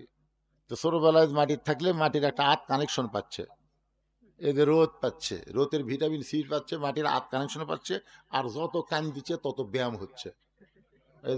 করে কান দিচ্ছে আর হাত পা মারতেছে, ওর ব্যায়াম হচ্ছে, আর শরীর সেই সাইজ হচ্ছে। ই বড় হলে পানি ভিজলেও সহ্য হবে না, ও দুধ পড়লেও কাম বাড়িতে আসবি না। সেই শরীর আমি গড়ে তুলতেছি, আমার কলিজার টুকরা, কারণ কাজ করে খাওয়া লাগবে। আর এক কোলের মধ্যে নিয়ে আমি লুলে বানাচ্ছি, লুলে খালি যেন হাঁটতে না পারে, এই রোদের গেল আমার রোদ লাগছে, পানি পড়লে যেন আর সর্দি হয়, এই জন্য আমি কোলতলে আদর করতেছি। এটা আসলে মূলে আদর নয়। আজকে এই যে এনজিও গুলো আমাদেরকে যে সহযোগিতা করতেছে, এগুলোকে আসলে সহযোগিতা? এগুলো আমাদের ইমান আমল হরণ করার চেষ্টা করতেছে। যখন কথা ঠিক কিনা? দরকার হলে ইহুদি, খ্রিস্টান, বৌদ্ধ, ভারতের হিন্দুদের থেকে আমরা ফিরে আল্লাহর কাছে আসবো। ফালিয়াবুদু রাব্বা হাযাল বাইত আল্লাযী আত'আমাহুম মিন জু'ইন ওয়া আমানাহুম মিন খাউফ। আল্লাহর ঘরের আমরা ইবাদত করব, আল্লাহর ইবাদত করব, নামাজ পড়ব, যাবতীয় রিজিকের ব্যবস্থা করবেন কে? বিশ্বাস করে বলেন, করবেন কে? আল্লাহ। আর সমস্ত ভয় ওই ভারতের যতই পরিকল্পনা থাক, যতই চেষ্টা করুক, বাংলার 1 ইঞ্চি বাড়ি দখল করতে পারবে না, কারণ ওদের ভগবান আমাকে আল্লাহর কাছে কিছুই না। জোরে কোন কথা ঠিক কিনা? ওই ভগবান আমাকে আল্লাহর কাছে খাড়া হতে পারবি? ভগবানের কি আছে রে? ভ বাদ দিলে গবানের অর্থ নাই, গবানের গ বাদ দিলে বান মানে বুননে, কেউ চায় না। বা বাদ দিলে নো মানে ভগবান নেই। আর আমাকে আল্লাহর খবর জানেন, আল্লাহু লা ইলাহা ইল্লাহুয়াল হাইয়ুল কাইয়ুম। মন যদি চায় আলিফ বাদ দেন লিল্লাহি মা ফিস সামাওয়াতি ওয়াল আরদ। আবার যদি মন চায় আরেকটা লাম বাদ দেন, লাহুল মুলকু ওয়া লাহুল হামদ। আবার যদি মন চায় আরেকটা লাম বাদ দেন, হুয়াল্লাহুল্লাযী লা ইলাহা ইল্লাহু। আপনারা বলেন তো, আমাকে আল্লাহ সব কিছু বাদ দিলে আল্লাহ বাদ পড়ছে? আমরা সে আল্লাহ বিশ্বাস করি। ওই কয়েকদিন 2 দিন আগে মিঠুন চক্রবর্তী, যাকে আমরা ফাটা কেষ্ট করি, ধরে কেন কি কেষ্ট? ফাটা কেষ্ট। এই শালা ফেসবুকে স্ট্যাটাস দিয়েছে বাংলাদেশ দখল করতে নাকি 15 দিনও লাগবে না। আয় আয়, আমি আমাদের যুবকদের বলবো 3 পা হাতে লাঠি বানাও, আসবি, আমরা লাঠি দিয়ে ঠাসা ধর্ম, খুর দিয়ে কাকে পোলটা দেবো। জোরে করার কথা ঠিক কিনা? পোলটা দেওয়া বোঝেন না? ওর জিনিস তো মাল বড় হয়ে গেছে, তো এখন একে খুর দিয়ে কাটটা এরকম পোলটা দেওয়া লাগে। শালারা বাংলাদেশে ঢুকতেছে, হামাকের বিরুদ্ধে বলার লাগবে। আল্লাহ ভাগ্য করে আমরা একটা ইউনুস পাইছি। ধরে কারণ কি ভাই, ইউনুস বোঝেন না? আপনার ইউনুস বোঝেন না? বিপদের সময় কোন দোয়া পড়বেন? ইউনুস নবীরে খাইল মাছেতে গিলিয়া, ফেরেশতা পাঠাইলেন আল্লাহ ইসমে আজম দিয়া। দমে দমে সে হরদম পরে সে ইসমে আজম, মাছেরই উদর হইতে বাঁচাইলে প্রাণ। সবাই বলেন আল্লাহু আল্লাহু, তুমি জাল্লে জালালুহু, শেষ করা তো যায় না গেয়ে তোমার গুণগান। আল্লাহ আমাদের সবাইকে ফজরের নামাজ, বলেন সবাইকে ফজরের নামাজ জামাতের সঙ্গে আদায় করার তৌফিক দান করুক। সকলে বলে আমিন। পড়বেন না ভাইজান?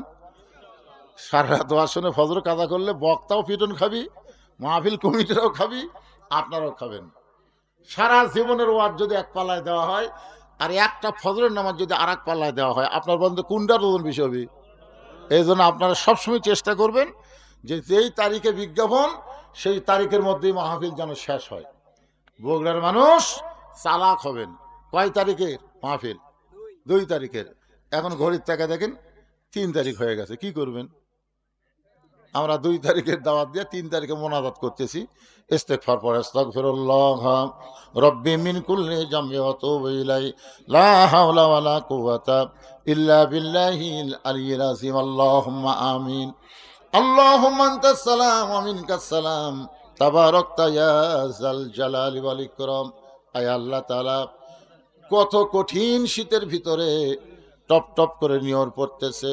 এই শীতকে উপেক্ষা করে তোমার যে সমস্ত বান্দা বান্দিরা আরামের বাড়ি ঘুমকে বাদ দিয়া কোরআন হাদিসের মহব্বত কলিজার মধ্যে নিয়ে এই জান্নাতের বাগানে বসে বসে কোরআন হাদিসের আলোচনা শোনার শেষে আমি গুনাহগারের সঙ্গে রহমতের দরজায় ফকির হয়ে দোকানে হাত তুলেছে। মেহেরবানি করে আজকের মাহফিল আমাদের সকলের হেদায়েতের জন্যে, নাজাতের জন্যে, জান্নাতের জন্যে কবুল করো। এই মাহফিলের শুরু থেকে শেষ পর্যন্ত যত আলোচনা হয়েছে আল্লাহ, এর মধ্যে যদি ত্রুটি হয়, ভুল হয়, মাফ করে দাও। এর যা হাদিয়া মঞ্জুর করো। সোনার মদিনায় নবী পাকের রওজা মোবারকে আল্লাহ কবুল করে নাও। তামাম আম্বিয়াই কেরাম, আসহাবে কেরাম, তাবিনে কেরাম, তাবিনে কেরাম, তামাম পৃথিবীর মাটির নিচে যত মুমিন মুমিনা শুয়ে আছে আল্লাহ, সকলের রোয়া পরে হাদিয়া কবুল করো। আল্লাহ, আমরা যারা হাত তুলেছি, আমাদের জনম দুখুনি মা মা যাদের কবরে গেছে আল্লাহ, মেহেরবানি করে মায়ের কবর জান্নাতের টুকরা বানিয়ে দাও। বাবার বাড়িঘর সবই আছে, আমাদের যাদের বাবা অন্ধকার কবরে চলে গেছে আল্লাহ, মেহেরবানি করে বাবার কবর জান্নাতের টুকরা বানায় দাও। আমাদের দাদা দাদি, নানা নানি, আত্মীয় স্বজন, শ্বশুর শাশুড়ি যাদের কবরে গেছে আল্লাহ মাফ করে দাও। মাবুদ, এই মাদ্রাসাকে কিয়ামত পর্যন্ত কবুল করো। এই মাদ্রাসার জায়গা জমি দিয়া কবরে চলে গেছে যারা, আল্লাহ তাদের কবরকে জান্নাতের টুকরা বানায় দাও। আয় আল্লাহ, এই মাদ্রাসায় নগদে বাকিতে যারা দান করেছে করবে, আল্লাহ সব দানগুলোকে জান্নাতের বিনিময়ে কবুল করে নাও। এই মাদ্রাসার ম্যানেজিং কমিটির সভাপতি, সহসভাপতি, এই মাদ্রাসার সেক্রেটারি, মাদ্রাসার কেশিয়ার, মাদ্রাসার মুহতামিম, মাদ্রাসার ওস্তাদ, মাদ্রাসার তালবে ইলম যাদের মাথায় পাগড়ি দেওয়া হলো, আল্লাহ সকলকেই জান্নাতি কবুল করো। আল্লাহ, এই টপ টপ করে নিয়র পড়তেছে আল্লাহ কঠিন শীতে, তোমার পাগল বান্দারা ল্যাপ তোষক বাদ দিয়ে খেড়ের মধ্যে বসে আমিন আমিন করে। আল্লাহ, আজকের মাহফিলকে জান্নাত পাওয়ার ওসিলা হিসাবে কবুল করে নাও। আল্লাহ, আমি অসুস্থ, আমার মতো যারা অসুস্থ অবস্থায় হাত তুলেছে আল্লাহ সুস্থতার নিয়ামত দান করে দাও। আমার মা বোনেরা পর্দার অন্তরালে বসে বসে আর শুনেছে, আবিদা সালিহা পদ্মাঞ্জু কবুল করে মা ফাতেমার চরিত্র দান করে দাও। গোটা বিশ্বের মুসলমানকে আল্লাহ তুমি হেফাজত করো। আমার বাংলাদেশের প্রতি আল্লাহ তুমি খাস রহমত নাজিল করো। ও দরদে আল্লাহ, যেদিন আমাদের মৃত্যু হবে দিনটা যেন জুমার দিন হয়, মাসটা যেন রমজান মাস হয়। ইমানের সাথে, ইজ্জতের সাথে দুনিয়া থেকে বিদায় নেওয়ার কালে আমাদের সকলের জবানে তুমি জারি করে দিও লা ইলাহা ইল্লাল্লাহু মুহাম্মাদুর রাসূলুল্লাহ সাল্লাল্লাহু আলাইহি সাল্লাম।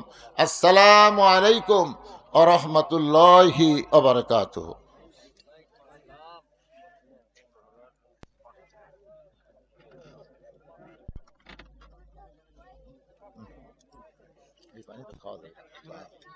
গরম, এত গরম পানি খাই।